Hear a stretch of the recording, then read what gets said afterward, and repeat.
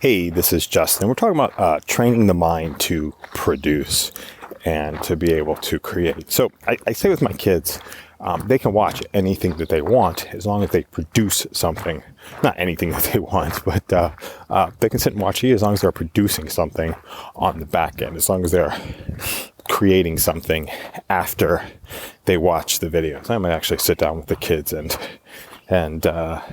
do something like that, just as an inspiration. Go through that sort of exercise, watch some TV with them, and actually create some productions on the back end from what gets watched. Right? We get to listen to it, and then we get to create something. We can create a drawing, we can create an audio message, we can create a TikTok video, we can create a here's what we learned in reference to what was getting built, right? We create something, we watch something, and what do we learn from it? So now we're starting to turn this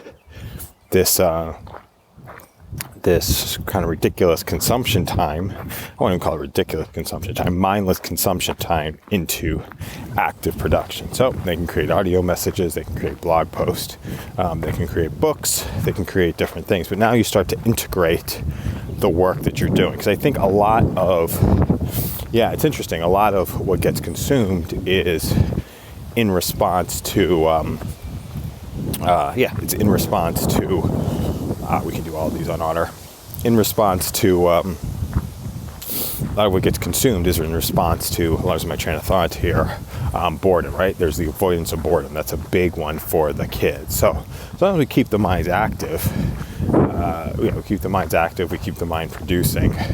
On the back end, the easiest thing to do is to create an audio message, just a little bit of a brainstorm. On the back end, we've got the workflow that can turn into a podcast episode, or that can turn into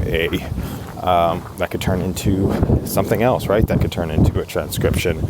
Now we start getting word clouds, and now we start seeing what some of the ideas are that we're talking about and creating. Oh, I'm liking this one a lot. I'm liking where this one's going a lot.